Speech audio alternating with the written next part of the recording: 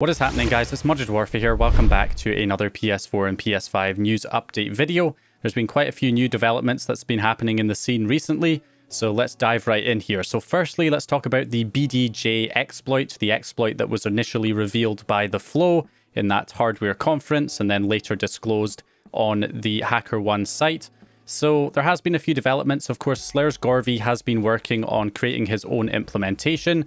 Quite a while ago, he released the ISO for PS4s for 9.03 and 9.04 PS4s, as well as previous firmwares that could load payloads. Now, since then, he's now implemented a PS5 version as well. If we head here, you can see that just a couple of days ago and yesterday he's been updating this. So at the moment, this PS5 version is just a proof of concept for the PS5 that just prints out the directory listing of App 0. Now, we've had something similar from PSX Dev, which printed out some contents of App 0, I believe. We also have the PS5 file dump by John Tornblom, which actually dumps the contents of App 0, and it also now lists them out. This has also been updated as well.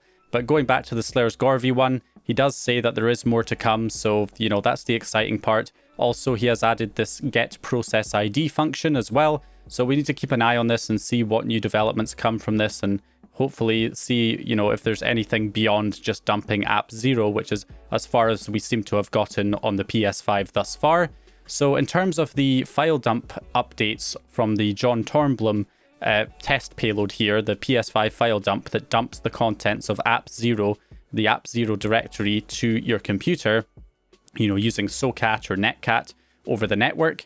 So there has been a few updates to this, and I believe these updates are primarily, well, one of them is to actually show the file contents now. So as you're dumping, it used to just say it was sending, and then it would say done once it was finished transferring the file to your computer. Whereas now it actually lists out each file that it's transferring as it's dumping them.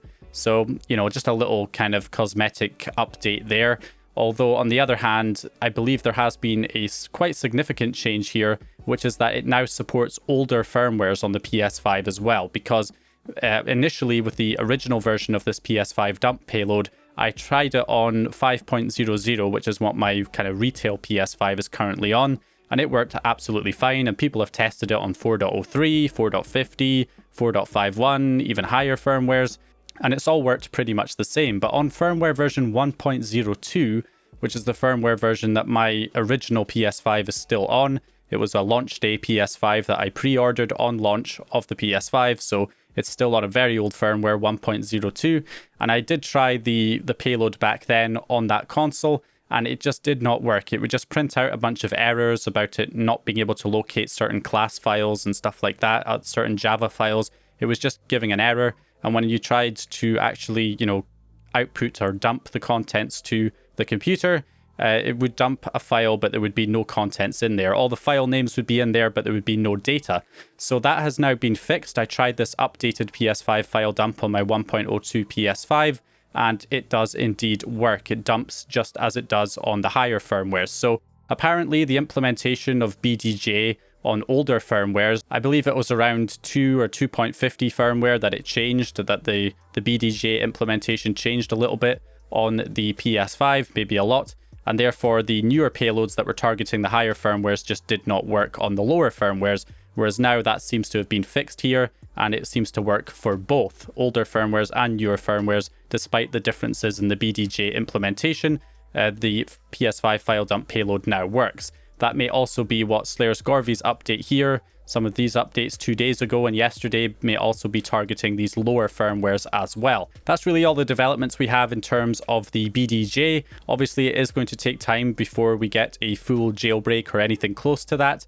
If you look back at the 7.55 jailbreak, when that was initially partially disclosed on HackerOne from The Flow, it took about 8 weeks or so before we actually got a jailbreak implementation that we could run on the PS4.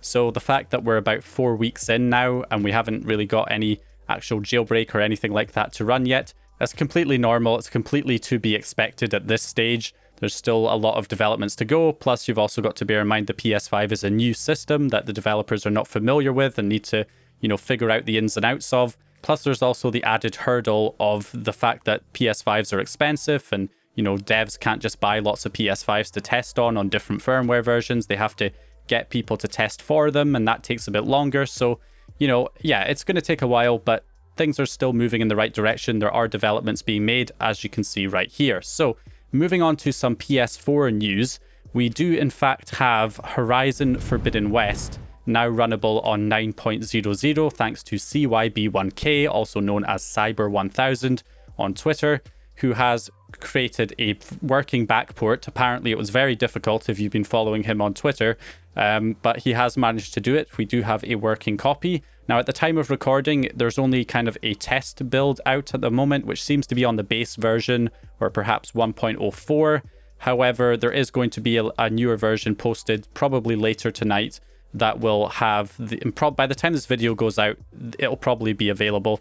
There'll be version 1.17, I believe, either 16 or 17. I think it's 1.17 that he's planning to release. So the game update 1.17 for Horizon Forbidden West with the full game, fully backported. It will also be able to run on older firmwares like 5.05 to 7.55. Of course, the 9.00 version will not require the backport. And just like any other package files, you just download the game, you download the update, you download the backport update if you're on an older firmware than 9.00, and then you just copy them to the root of a USB drive.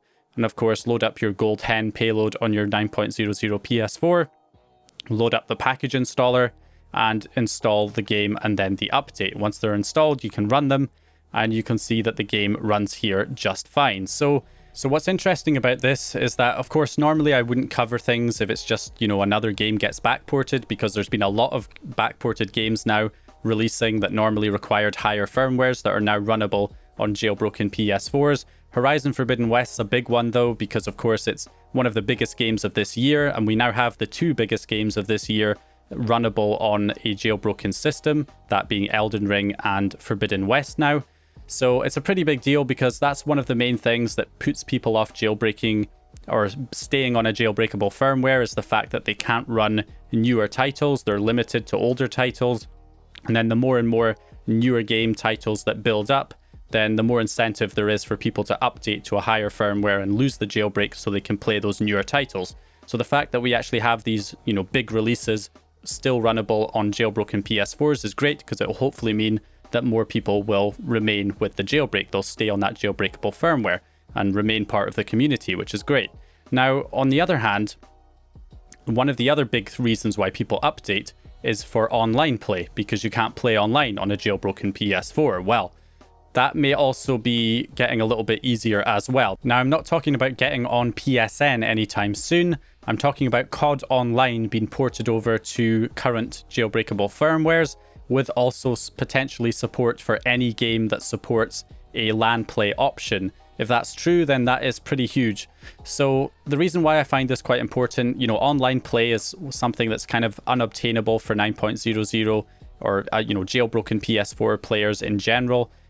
You know, you can't play online on PSN because you're stuck on an older firmware. Now, there have been plenty of options in the past to play online using things like XBS Link or Xlink Kai, or of course the Hamachi homebrew app that Slayers Gorvy made as well. So you can use these services to play online by basically broadcasting your LAN connection over the internet so that you can actually play with other people. So that is totally possible right now. However, it's pretty cumbersome to try and set up a program like Xlink Kai or XBS Link. You know, you can run into a lot of problems with port forwarding and other issues, and it's just not a great experience.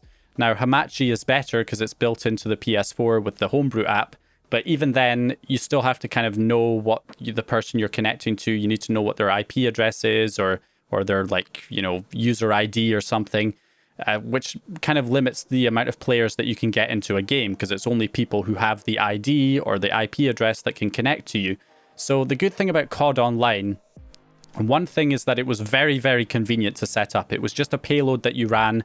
It was an old payload from back in the 5.05 jailbreaking days, and you ran the payload and then you ran the game, and then it just worked. So you could enter a party ID. So if you did want to have a private match, then you can just create an ID code and then host a game using using your LAN play connection, and then people could join you if they had that ID. You gave them the ID and then they could join, and then that was a private match. However, what you could also do is have public matches as well, which is one thing you can't really do with Hamachi right now. not in really a convenient way. So you could have a public match by, I think if you just didn't set an ID, or if you set the ID to 0 or something, or some default ID, then everybody could see your game. So that means anybody who ran the payload could see your game when you were hosting, and they could join you. So you could get these big games going of 8 to 12 people or more in multiplayer matches and stuff on a jailbroken system. And it was really, really convenient, really easy to set up, and you could get these big games going. So that's something I really hope we see a return of, especially if we can get it working on not just Black Ops 3, because that was the only game that was supported back on 5.05 with this payload.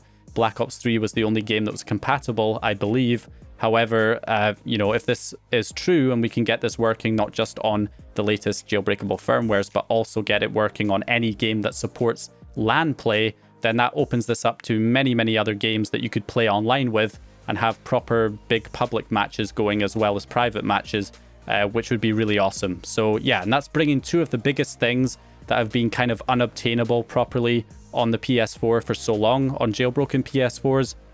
One of the things being obviously newer games, not being able to run the latest games, and not being able to play online. So the fact that we could get both of those things, being able to play the latest big releases like Forbidden West and Elden Ring, and also being able to play online using a payload like COD Online or COD LAN, whatever they're going to end up calling it. So yeah, it's just an awesome time to be in the PS4 jailbreaking scene right now. And if you are somebody who's on the fence, if you're stuck on 9.03 or a higher firmware and you really want to take advantage of the jailbreak, I would highly recommend, instead of waiting, it's best for you to just sell the PS4 that you have and buy one that's going to be on a low enough firmware to do the jailbreak now, rather than waiting for God knows how long until we get a newer jailbreak for a higher firmware. So anyway, that's all I've got here for this little update. If you guys enjoyed it or found the information useful, please leave a like and subscribe, and I'll hopefully see you guys in the next one.